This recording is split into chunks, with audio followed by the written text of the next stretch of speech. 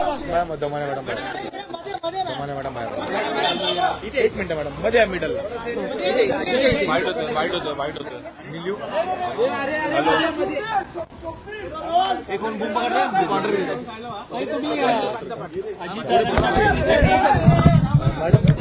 तुम्ही अजितदादांच्या भेटीसाठी गेल्या काही दिवसापासून आग्रही होता. आज अजितदादा यांची भेट झालेली आहे. काय चर्चा झालेली आहे? तुम्ही हातामध्ये बरेचसे पुरावे आणलेले आहेत, त्याविषयी काय सांगा?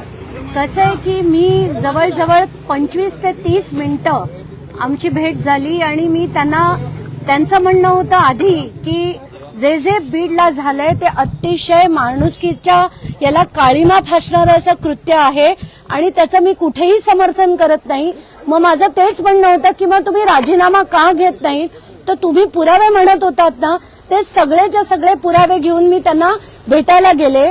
आज त्यांना मी दाखवलंय की कसं धनंजय मुंडे, राजश्री मुंडे आणि वाल्मिक कराड यांचे एकत्र बिझनेसेस कसे आहेत, त्यांच्या कंपन्यांमध्ये आर्थिक नफा कसा मिळतोय आणि कसं ऑफिस ऑफ प्रॉफिटमध्ये हे सगळं बसतंय आणि म्हणून तुम्ही कुठल्याही परिस्थितीत त्यांचा राजीनामा घेतला पाहिजे. त्यासाठी मी त्यांना मिनिस्ट्री ऑफ होम अफेअर्स यांनी जे डायरेक्शन्स दिले होते एमएलए आणि मंत्र्यांसाठी ते दाखवले. त्या व्यतिरिक्त जे रिप्रेझेंटेशन ऑफ पीपल्स ऍक्ट 1951 याच्याप्रमाणे 102(1)(a) आणि 191 हे 2 आर्टिकल्स ज्याच्यात सरळ लिहिलंय की कुठलाही आमदार किंवा मंत्री स्वतःसाठी किंवा त्याच्या घरच्यांसाठी आर्थिक नफा मिळवू शकत नाही. तर महाजनकोकडनं यांना कसा नफा मिळतोय हे पेपर्स दाखवले. त्यानंतर त्यांना मी त्यांची असलेली दहशत आणि त्यांचे असलेले सो कॉल्ड समर्थक, जे समर्थक नाहीयेत पण ते दहशतवादी आहेत अक्षरशः, म्हणजे त्यांनी इतक्या मोठ्या प्रमाणावर जी बीडमध्ये दहशत केली आहे त्याचे सगळेच्या सगळे फोटो रील्स अगदी शांतपणे त्यांनी बघून घेतले आणि त्यांनी असं सांगितलंय की उद्या दुपारी 12 वाजता त्यांची आणि मुख्यमंत्र्यांची मीटिंग आहे आणि त्यात हे सगळे डिटेल्स जे आज मी त्यांना कागदपत्र दिलेत ते सगळीच्या सगळी कागदपत्रांवर डिस्कशन ते उद्या मुख्यमंत्र्यांबरोबर घेतील आणि पुढचा निर्णय जो आहे तो ते घेतील. मला खात्री आहे की लोकांची म्हणजे जनभावना आहे, जनतेचा आक्रोश आहे आणि या व्यतिरिक्त खरंच ती जे कृत्य केलं गेलं ते इतकं निर्घृण होतं की आता महाराष्ट्रात अशा कृत्यांना कुठेही कोणीही थारा देऊ नये. म्हणूनच आपला लढा आहे हे देखील मी त्यांना सांगितलं आणि त्यांचं पण तेच मत होतं की याच्या पुढे असं कधीही होऊ नये.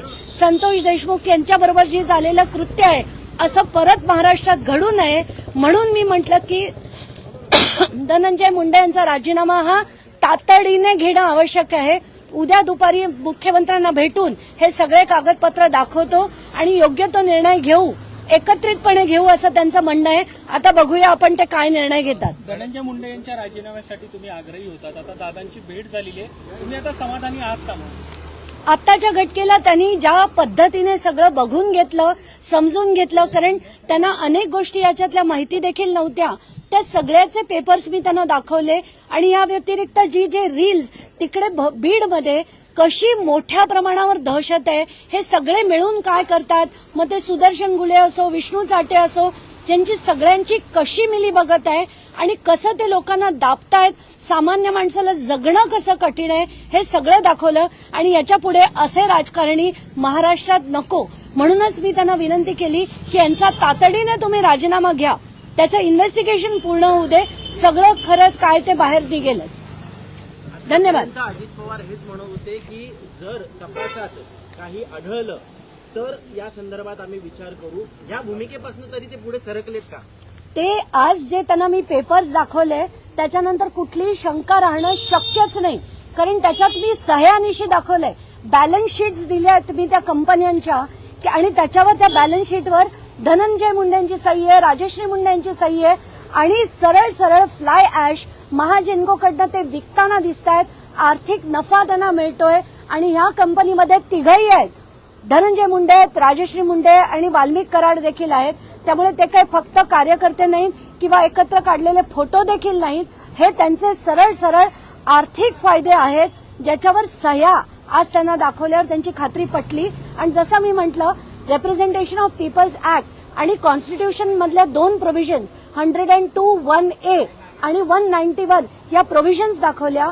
मिनिस्ट्री ऑफ होम अफेअर्स मी केलेलं जे डिटेलिंग होतं की असं ऑफिस ऑफ प्रॉफिट कुठलाही आमदार किंवा मंत्री मिळवू शकत नाही, हे जेव्हा दिसलं तेव्हा ते म्हणाले हे गंभीर आहे आणि मी उद्या मुख्यमंत्र्यांबरोबर याची चर्चा करेन. ऑफिस ऑफ प्रॉफिट जर होत असेल तर फक्त राजीनामा घेऊन मंत्र्यांचा भागेल का, की हा कॉग्निझेबल ऑफेन्स सुद्धा आहे, त्याच्यावर कारवाई सुद्धा करावी लागेल? एक तर हा कॉग्निझेबल ऑफेन्स आहे आणि इलेक्शन कमिशननी जर ठरवलं तर त्यांचं मंत्रीपदच काय, त्यांची आमदारकी सुद्धा रद्द होईल. आणि हे होताना मला दिसतंय जर यांनी आज कारवाई केली नाही तर मी सीजनकडे ऑलरेडी पत्र लिहिलेलं आहे आणि त्यांच्याकडनं याला सुओ मोटो पिटिशन दाखल करून घेण्याची विनंती देखील मी केलेली आहे. आपण सांगितलेलं आहात का? राजीनामा घेतला नाही तर काय भूमिका असेल? तर चीफ जस्टिसकडे मी जे पत्र लिहिलेलं आहे त्याच्यावर कारवाई होईल अशी माझी अपेक्षा आहे.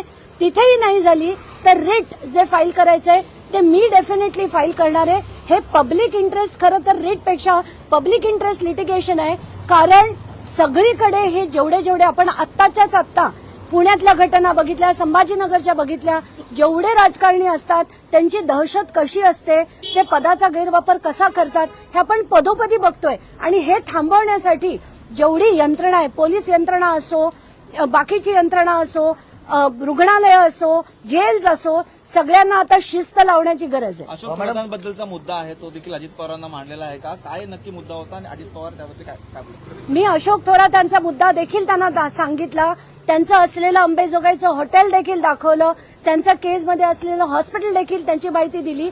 आणि माझा मुद्दा एकच आहे, मला अशोक थोरात काळे का गोरे माहीत नाहीत, मला फक्त एक माहिती आहे की शासनाने त्यांच्यावर चौकशीचे आदेश दिले. त्याची 2 जोडपत्र मी वाचली. पहिल्या जोडपत्रात 12 आरोप आहेत, सगळे गंभीर आहेत. दुसऱ्या जोडपत्रात 12, असे 24 आरोप त्यांच्यावर शासनाने लावले आहेत. 3.5 वर्ष गेले, त्याची चौकशी चालली आहे, पण ती चौकशी अजून संपलेली नाही. म्हणून त्यांनी 2दा VRSचा अर्ज केला, तो देखील फेटाळला गेला. त्याच्यात किती तथ्य आहे ते त्यांनी शोधावं. यंत्रणा त्यांच्या हातात आहेत, माझ्या हातात नाही. पुरावे देणं माझं काम आहे, ते मी केलेलं आहे. मॅडम, सुरुवातीपासून तुम्हाला या प्रकरणात धमक्या पण मिळाल्या होत्या. या प्रकरणात आता पक्षप्रमुख म्हणून अजित पवार तुम्हाला न्याय देतील असं वाटतंय का? तुम्ही राजीनाम्याची मागणी करताय? आज अतिशय गंभीरपणे त्यांनी प्रत्येक गोष्ट ऐकली आणि प्रत्येक गोष्ट त्यांनी रील्स पासनं, फोटोग्राफ्स पासनं, पेपर्स पासनं सगळं अतिशय गंभीरपणे त्यांनी बघितलंय. याचा अर्थ ते आता जर एवढं दाखवून सुद्धा जर त्यांनी कारवाई नाही केली तर ते अतिशय चुकीचं घडेल आणि ते करतील अशी अपेक्षा नक्कीच आहे. कारण मी त्यांच्या विरुद्ध टोकाची भूमिका घेऊन लढली आहे. 36चा आकडा आहे माझा आणि अजित पवारांचा, पण भ्रष्टाचार हा वेगळा असतो. हे जे कृत्य आहे ना ते किळसवाणी होतं, क्रूर होतं आणि हे घडू नये आणि महाराष्ट्राला ही दिशा मिळू नये म्हणून मी आज अजित पवारांची भेट घेतली. सौरभ बोंडवेचे ट्विट केलं होतं. सौरभ बोंडवे बीड जिल्ह्यातलं नेमकं प्रकरण काय आहे? तुम्ही या संदर्भात ते ट्विट देखील केलं होतं. सौरभ नावाचा 28 वर्षाचा मुलगा, त्याला तलावात बुडवून मारण्यात आलं. त्याच्या वडिलांनी 15 ऑगस्ट दिवशी त्याची बॉडी मिळाली, ती तलावातनं काढली गेली आणि त्यानंतर जेव्हा याच्यावर चौकशी करण्यासाठी कंप्लेंट द्यायला त्याचे वडील गेले तर अनमोल केदार नावाच्या निरीक्षकांनी त्यांची कंप्लेंट सुद्धा घेतली नाही, कारण त्यांना वाल्मिक कराड यांचा फोन आला असं सौरभच्या वडिलांनी मला सांगितलंय. आणि ही कंप्लेंट घेतली गेली नाही फक्त त्यांच्या फोनवरनं. ते याच्याच वरनं कळतंय की पोलीस यंत्रणेवरचा जो कंट्रोल आहे तो वाल्मिक कराड यांचा कसा होता. आताच्या घटनेला त्यांचं स्टेटमेंट घेतलंय पण कारवाई मात्र झालेली नाही. तातडीने या सगळ्यांना अटक करायला पाहिजे आणि असे जे अधिकारी आहेत, पोलीस अधिकारी, मग ते राजेश पाटील असो, प्रशांत महाजन असो, बारगळ असो किंवा हे अनमोल केदार असो, या सगळ्यांवर तातडीने कारवाई झाली पाहिजे. धन्यवाद. सुरेश धसांनी सांगितलं की कराड